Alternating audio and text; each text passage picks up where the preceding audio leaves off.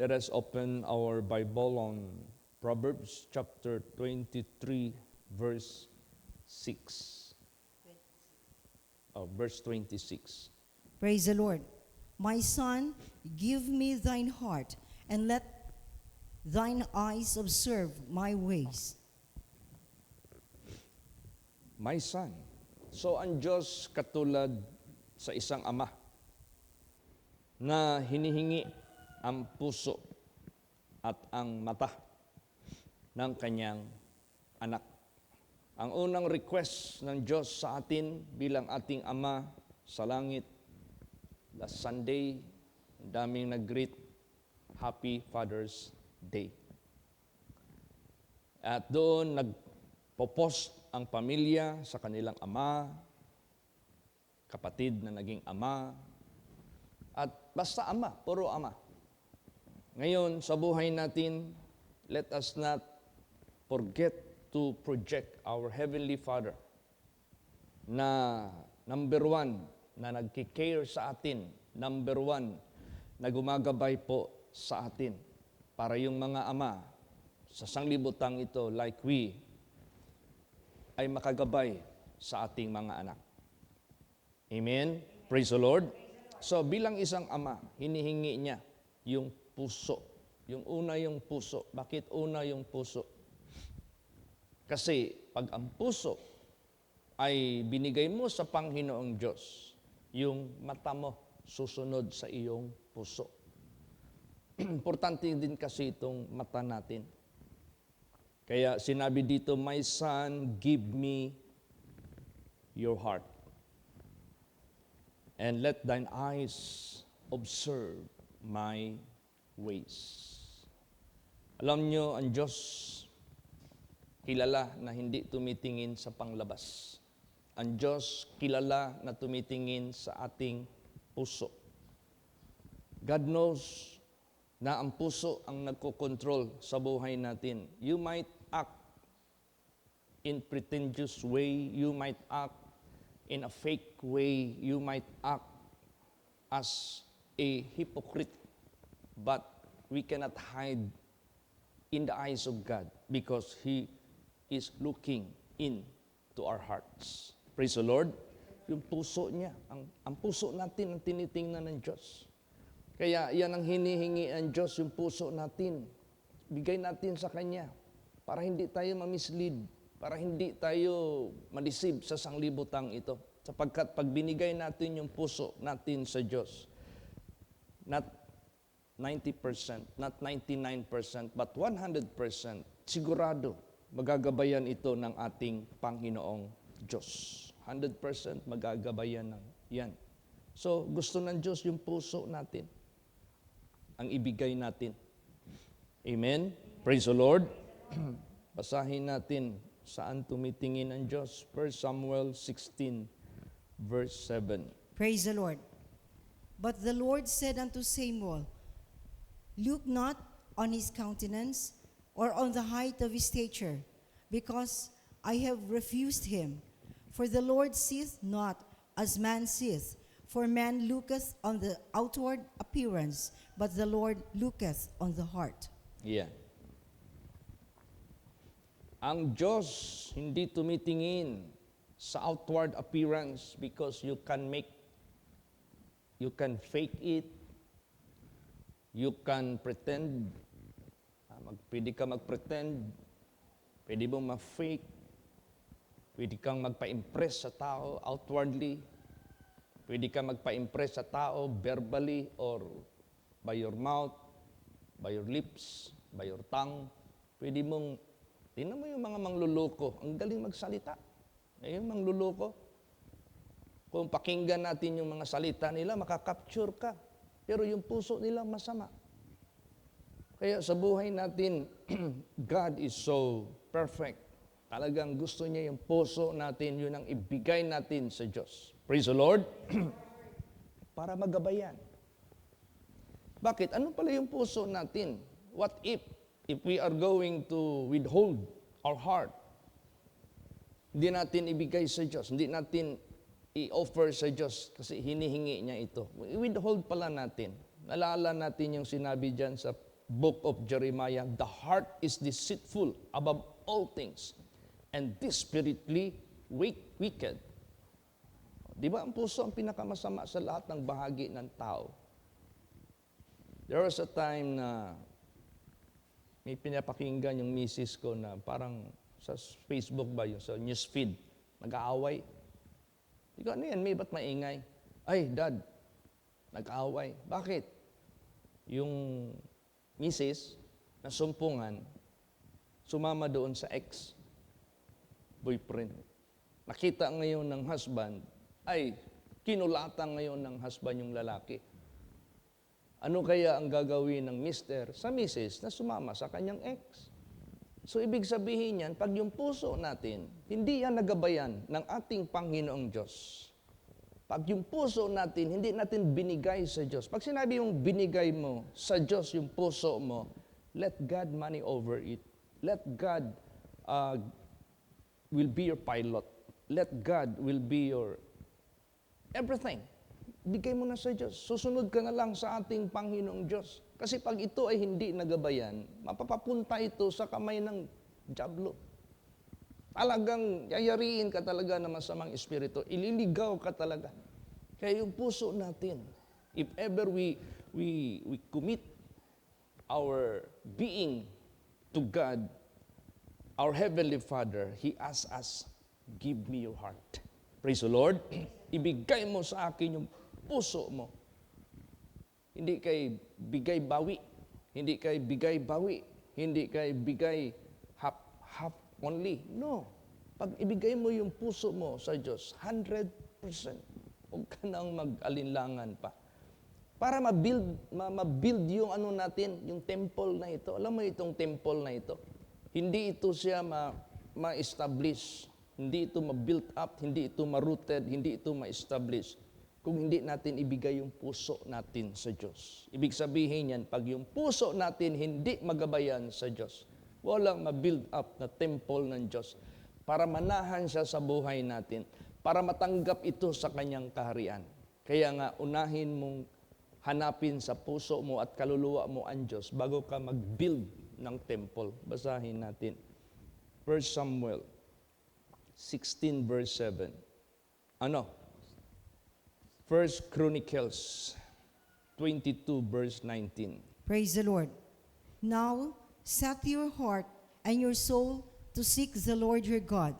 Arise therefore and build ye the sanctuary of the Lord God, to bring the ark of the covenant of the Lord and the holy vessels of God into the house that is to be built to the name of the Lord. Yan. Unahin mo muna, iset mo muna yung heart mo at yung kaluluwa mo para hanapin mo ang Panginoong Diyos. So God is requiring our heart and our soul to be given to Him. Para ibigay natin sa Kanya. Let us seek God by heart and by soul bago you can arise and build the sanctuary. Before na madala mo ang Ark of the Covenant at ang holy vessels of God into the house that is to be built to the name of the Lord. Remember, this is the house of God. This is the temple of God na hindi dapat masira sa ikakapahamak po nito. So heart, puso talaga. Bigay natin talaga yan sa ating Panginoong Diyos. Alam mo mismo ang ating Panginoong Sokristo, nakikita niya na marami pang mga tao na ang gagaling magsalita. Ay nako, kung magpangako, akala mo kulang na lang ibigay yung buwan para i-dribble sa imong atubangan, murag katong ng ligaw sa isang babae. Ay grabe kung magsalita. Sabi niya, akong sungkiton ang bulan ug i-dribble sa imong atubangan. Akong sungkiton ang mga bituon para ikorona nako sa imong agtang. O, di ba? Grabe kung magsalita. So, si Jesus ganun din. Maraming mga tao na ang galing magsalita. Pero saan siya tumitingin? Hindi sa bibig. Sa puso. Praise the Lord. Basahin natin. Matthew 15 verse 8. Praise the Lord. This people draweth nigh unto me with their mouth, and honoreth me with their lips, but their heart is far from me. Yan, itong mga taong ito lumalapit sa akin sa bibig nila. Kala mo, they are lovers of God. Lumalapit sa Kanya. And honoreth me with their lips. Kung mangako, kung magsalita para sa kapakanan ng gawain ng Diyos, sa kapakanan para sa ministry, kapakanan para sa gawain ng Diyos, para sa Panginoon, ay naku, grabe. But their heart is far from me. Pero yung puso, malayo sa akin. Ibig sabihin yan, it will not coincide with their words. It will not coincide with their promise because their heart is far from God. So, at the end, it's still the heart will be fulfilled. Ang puso pa rin ang manaig. Ang puso pa rin ang magdikta. Ang puso pa rin ang magpiprevail sa kanyang pagkatao. So, kung malayo yung puso natin sa Panginoon Diyos, hindi natin mabigay, ay hindi natin magawa. Kahit ano pang pangako natin, ano pang sabihin natin, ano pang i-declare natin sa buong mundong ito. Kahit ano pa yung pledge natin sa Panginoong Diyos, we cannot perform it if your heart is far from the Lord. Kaya, as our Heavenly Father, He asks us, give me your heart. Praise the Lord. Bigay mo yung puso sa akin. At saka ang Diyos, hindi magnanakaw. Hindi siya magnanakaw. Nag-aas pa siya ng permission. Give me your heart. Praise the Lord. He asks your opinion. He asks your decision. He asks your discretion. Ibigay mo ba o hindi? Hindi yan niya nakawin. Hindi niya yan halbutin. Hindi yan pilitin. Ganon ang Diyos. Kaya yung approach ba ng Diyos sa buhay natin is very kind. Praise the Lord. Hindi siya namimilit. Pero, yun. Pag hindi rin natin binigay yung puso natin sa Diyos, may konsekwensya na kapahamakan. Kaya sa buhay natin, it is time to act. It is time to give what God, our Heavenly Father, is asking from us. Tingnan mo anong sinabi, basahin natin. Kung ang Diyos namimilit ba. Revelation 3:20. Praise the Lord. Behold, I stand at the door and knock. If any man hear my voice and open the door, I will come in to him and will sup with him and he with me. See, alam mo yung tao na magpasok sa bahay na may respeto, nagkatok yan. Pero yung tao na magnanakaw, hindi yan magkatok. Buksan by force, lusubin yung anong nasa loob. Ganon. Kaya, ang Diyos, kumakatok. At sabi niya, if any man, if any person, whosoever among you will open the door, I will come in. He will not force you. Praise the Lord. Hindi niya sinabi dyan, I will stand at the doors of your heart and break the lock and the door lock. Hindi niya i-break. Mag-knock siya. And whosoever, gusto ng Diyos kung iibig tayo sa Kanya, yung buong puso. Praise the Lord. Buong puso. Hindi pwede na partial lang. Yan ang gi-require ng Diyos sa buhay natin. Basahin natin. Deuteronomy 6 verse 5. Praise the Lord. And thou shalt love the Lord thy God with all thine heart, and with all thy soul, and with all thy might. Ayan. Bigin mo ang Panginoon mong Diyos with all your heart. Not 90%. Kaya yung buhay natin, hindi ka lang totoong Christian on Sundays. Meron kasing iba na linggo lang banal. Monday to Saturday, nagkayamukat ang kinabuhi. Bisyo doon, bisyo dito. Kalayawan doon, kalayawan dito. Barkada doon, barkada dito. Inom doon, inom dito. Grabe. Pero Sunday, doon pa lang siya maging banal. So, kung i-percentage mo yung 7 days a week, kung 1 day ka lang banal, so ilang percent hindi ka banal, mas malaki ang percentage. Samantalang ang nire-require ng Diyos, 100%. Kaya alalahanin natin yung menorah, the 7 candles stand na pinagawa ng Diyos sa panahon ni Moses. Golden candle stand. Isang stem, isang pinaka-main stem. Tapos, nag-branch siya ng 7 na connected. So, yung itong 7 na ito, pag nilagyan mo yan ng oil,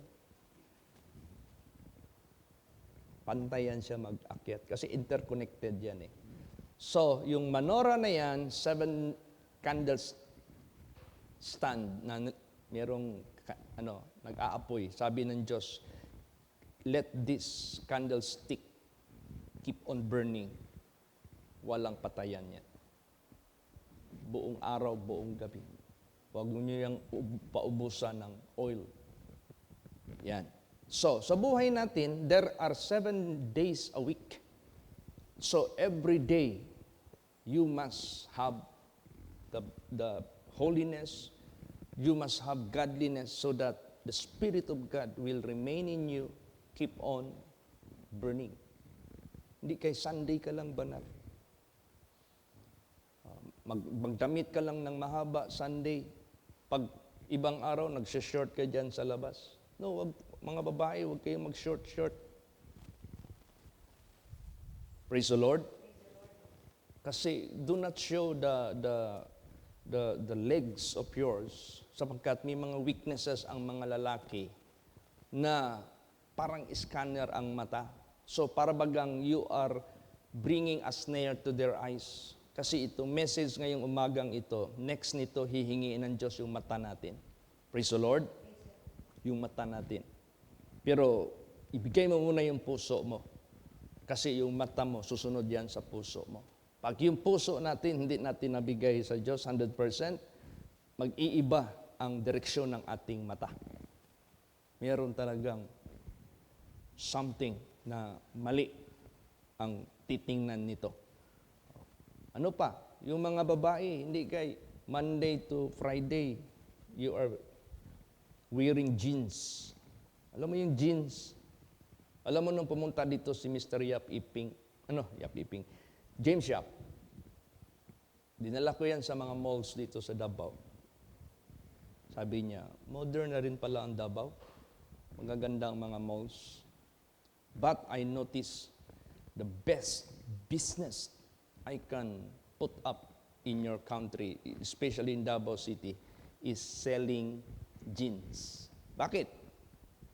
Babae ka man, lalaki, pareho, sumusuot ng jeans.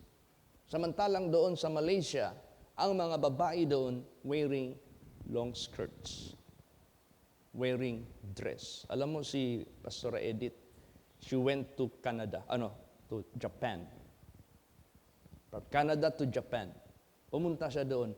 Doon niya nakita nga mga babae doon, normally, are wearing long skirt.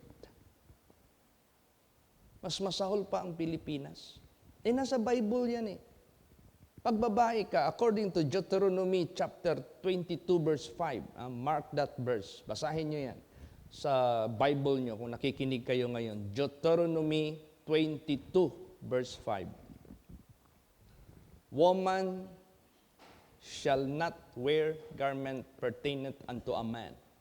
So, pagpunta ka ng CR, ano ang sign ng gentleman na washroom? Nakasombrero, nakapantalon. That is the universal image of a man.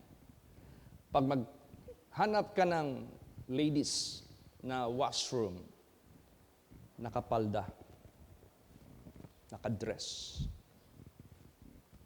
So that is the universal image. That is the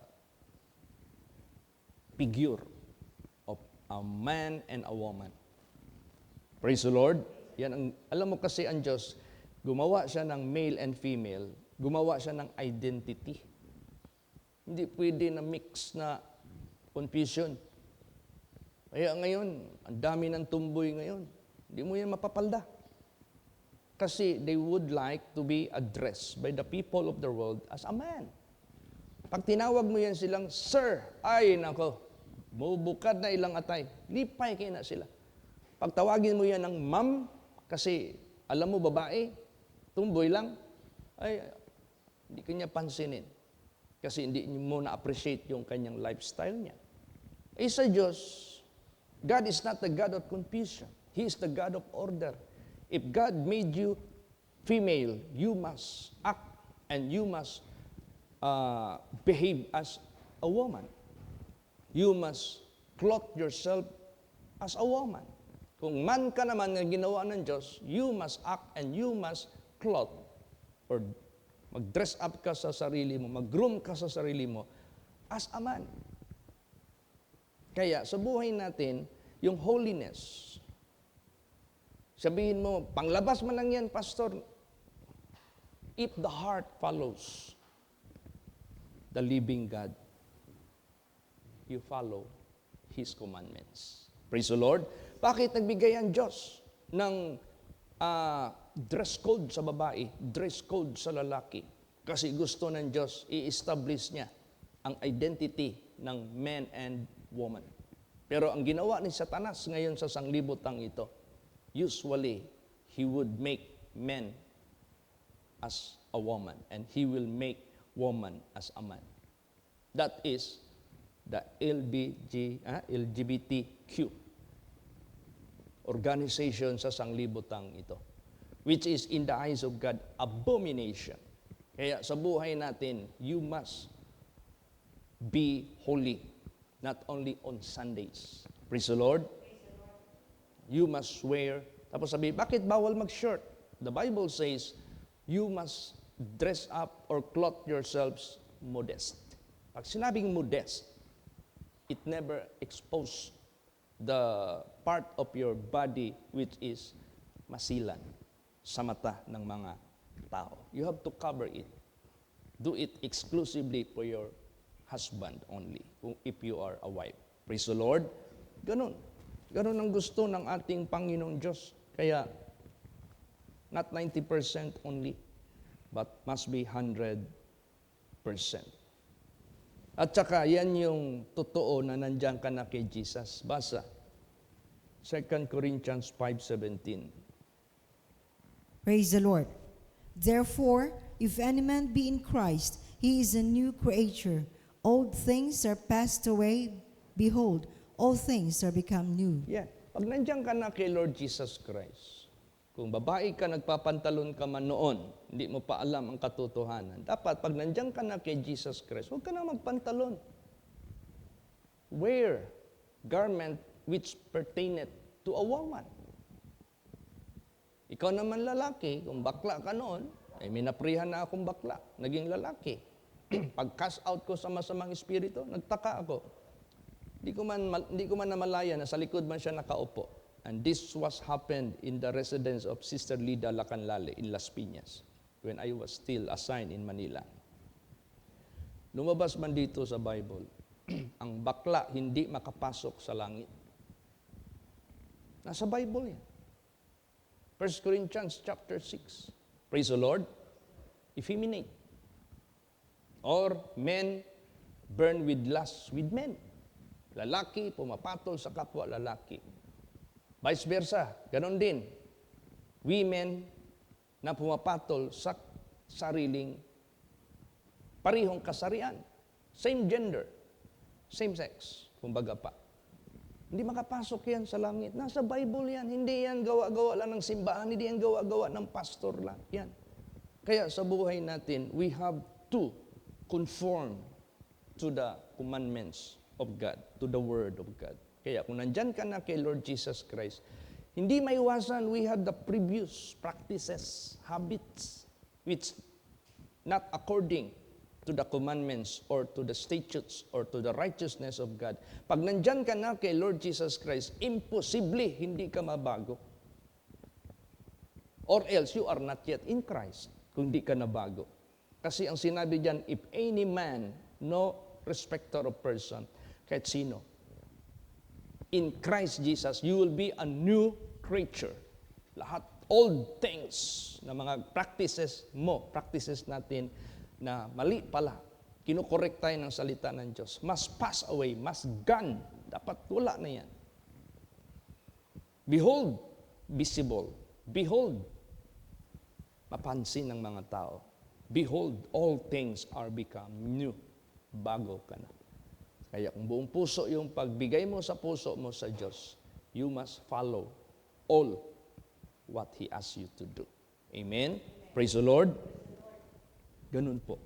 So, tsaka yung puso natin, kung saan natin binigay, masaya tayong sumusunod sa Diyos. Hindi kay, Lord, I give my heart to you.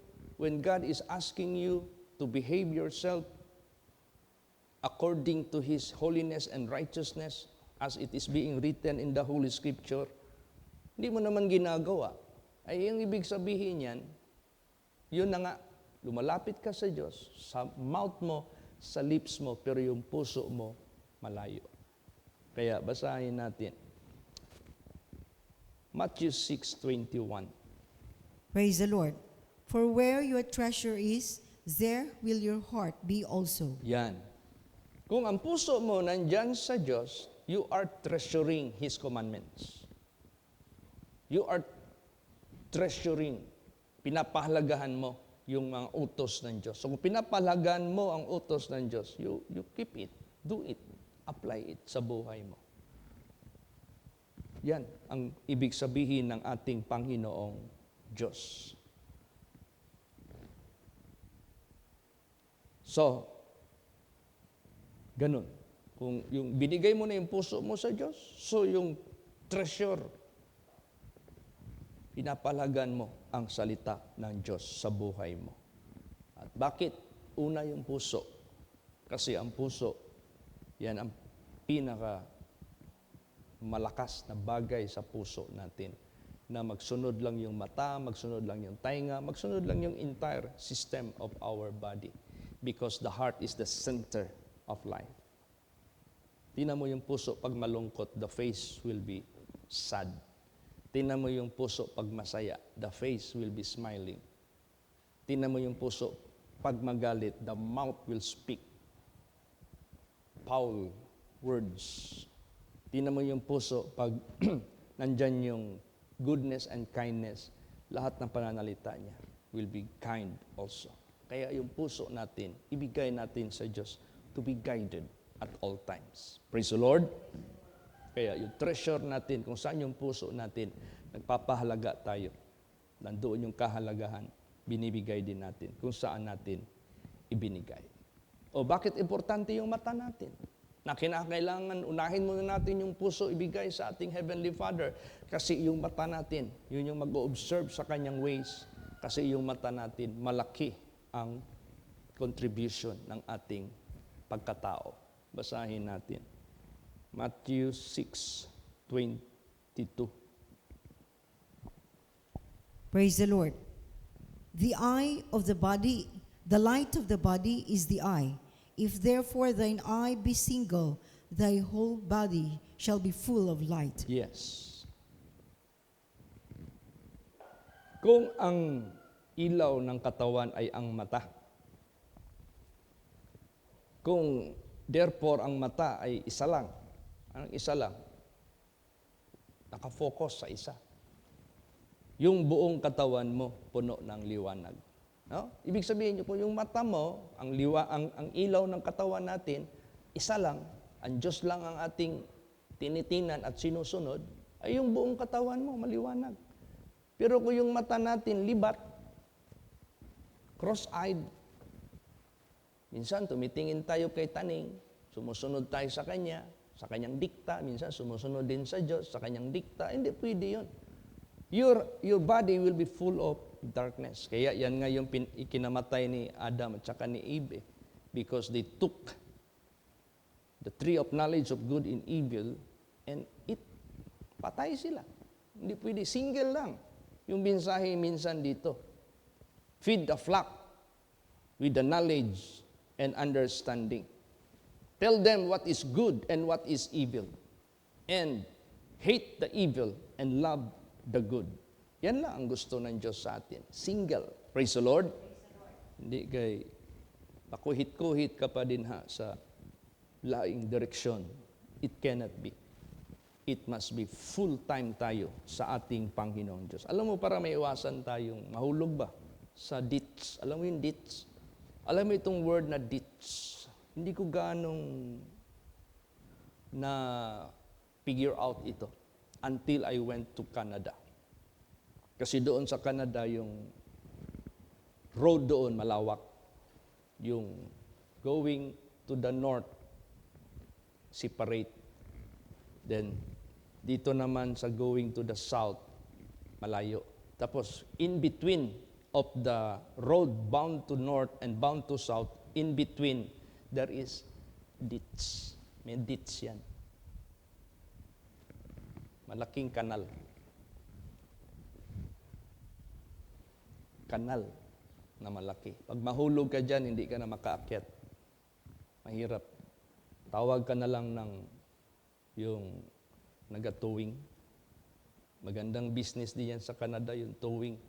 Kasi marami na uhulog sa ditch, lalot na pag snow, winter. Ay, magbiyahe kami minsan pag during winter.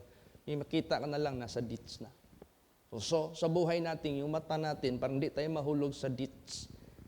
This must be properly guided by the heart. And only will be properly guided if you give your heart to your Heavenly Father. Praise the Lord, because the eyes will follow your heart. Basahin natin. Anong sinabi dyan? Psalms 119:37. Praise the Lord. Turn away mine eyes from beholding vanity, and quicken thou me in thy way. Yes. Turn away mine eyes from beholding vanity. Ilayo mo yung aking mga mata sa pagtingin ng mga walang kabuluhan. Your carnality, that's vanity. The lust of the eyes, that's vanity. Looking with lust, that is vanity. Looking at the direction that will lead you to ditch, ay vanity yan. And quicken thou me in thy way. Dapat yung mata natin active, nakatitik doon sa way ng Diyos. Para wag tayong lumabas dyan sa way ng Diyos. Dapat yung mata natin active, maliwanag, doon talaga nakapokus sa isang way ng ating Panginoon Diyos. Straight yung ating paningin sa mata natin. Dahil we have the straight heart. Praise the Lord. Basa, last verses, Proverbs 4:25 hanggang 26. Praise the Lord. Let thine eyes look right on, and let thine eyelids look straight before thee. Ponder the path of thy feet, and let all thy ways be established. Yan. Praise the Lord. Gawin mo ang iyong mga mata tumingin sa tama. At ang iyong mga pilik mata tumingin matuwid sa harapan mo. Magpander ka sa iyong daan ng iyong mga paa. Anong pander? Pinoktoki. Pander means meditation. O you meditate. You ponder. You think. You analyze. You put focus sa path mo sa iyong mga paa. And let all thy ways be established. Kailangan huwag ka nang makilos to the left and to the right. Straight. Makad ka ng matuwid. Ganon ka-importante. Kaya ibigay mo na yung puso mo sa Diyos para yung mata mo susunod. At hindi lang mata ang susunod sa puso mo. Kamay, pakinig, pangamoy, paa, lahat, buong pagkatao natin, this will follow the heart. Kaya, to God be the glory, sampo lang yung mata. Praise the Lord. Hindi naman pwede yung mata mo matuwid, yung kamay mo baluktot. Hindi naman pwede. O gumagawa ng kabaluktutan. Kaya to God be the glory, tayo ng mga anak ng Diyos, lagi tayong pinapalalahanan. If there is a Father's Day, and people keep on greeting to the fathers, then let us remember our Heavenly Father who is asking His children to give their hearts to them and to look on His way, to keep His way. Praise the Lord. Yan ang ating laging alalahanin. Then, sunod na yan, mag-follow na yan, na ang lahat ng mga father, makaka-guide na sila sa mga anak nila dahil sumusunod sila sa Diyos. Kaya magpakatibay po ang lahat dahil ang Diyos nagagalak sa anak na binibigay ano ang hinihingi ng ama sa kanya. Kasi ayaw ng ama na mapahamak ang kanyang anak. Praise the Lord. Magsitayo po ang lahat.